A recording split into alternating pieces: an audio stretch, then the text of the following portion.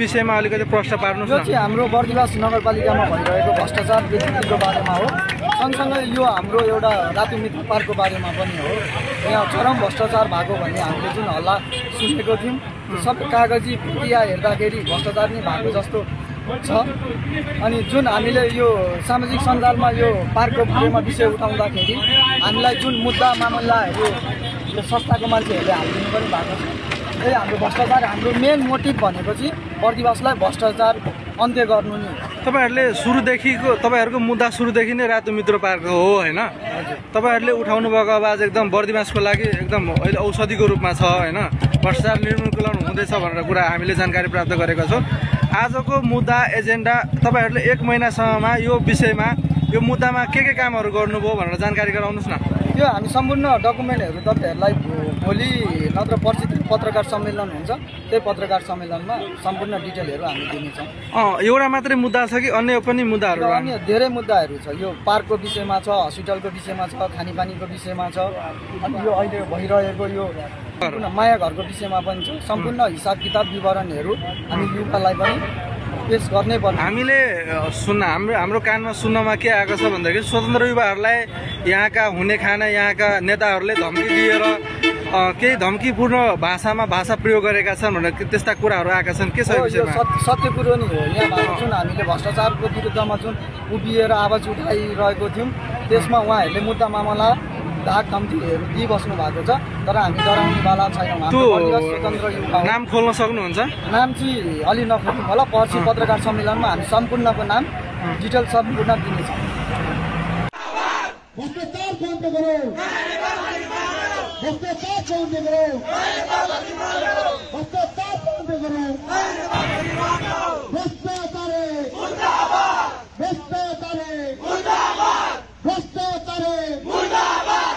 भ्रष्टाचार मालपोत यातायात सामान्य हरेक ठाउँमा भ्रष्टाचार हुनुपर्ने। यो अब हामी युवाहरूबाट कदापि अब यो भ्रष्टाचार हामी युवाहरूबाट कदापि पनि हुन दिनेवाला छैनौँ। सबैलाई यही आजको शान्तिपूर्ण प्रदर्शनको बमोजिम सबैलाई खबरदारी। यो कुरा चाहिँ हेक्टर होस्, हामी युवा हौ, हामीले भ्रष्टाचार गरेको देखिरहेको छौँ। भ्रष्टाचार सबैले गरेको देखिरहेको छौँ। हामी हाम्रो आवाज उठाउँछौँ। हाम्रो दबिँदैन, कसैले किन्न सक्दैन, रोकिनेवाला छैन। यति कुरा चाहिँ सबै भ्रष्टाचारीहरू भ्रष्टाचारी यसरी नै सम्पूर्ण हाम्रो समुदायमा रहनु भएको सम्पूर्णले यो भ्रष्टाचार विरुद्ध आवाज उठाउनु हुन हार्दिक अनुरोध गर्दै भ्रष्टाचारीको विरुद्धमा अब हामी चुप लागेर बस्नु हुँदैन। हजुरलाई सरकारी जुन निकायमा पनि जाँदाखेरि भ्रष्टाचार हजुरहरूले सामाजिक सञ्जालमा देखिहाल्नु भएको छ। तपाईँको बस्तीको भर्खरैको घटना हो। यहाँ मालपोत कार्यालयमा एउटा आँखा झिम्काउँदा 500, दुईचोटि आँखा झिम्काउँदाखेरि 10,000। भ्रष्टाचार होइन यो?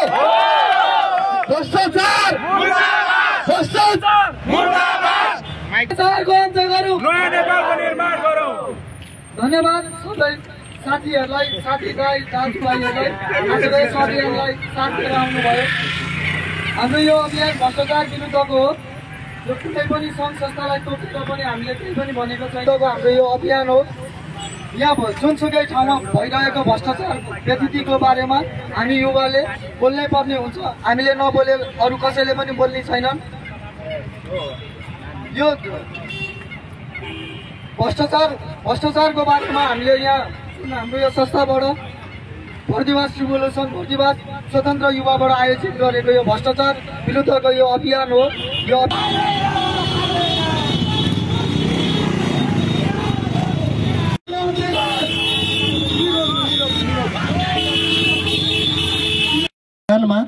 सबै साथीभाइहरूले हाम्रो साथ सम्बन्ध हामीलाई परिआएको खण्डमा उभिनु भएकोमा सम्पूर्ण बर्दिवास नगरवासी तथा नगरपालिकाका युवा बुद्धिजीवी सबैलाई म रोशन सुस्लिङ बर्दिवास स्वतन्त्र युवाको तर्फबाट हृदयदेखि नै धन्यवाद दिन चाहन्छु।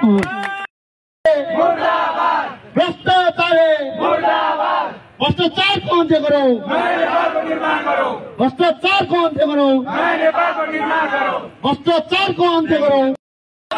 भ्रष्टाचारी भ्रष्टाचार को अंत करो।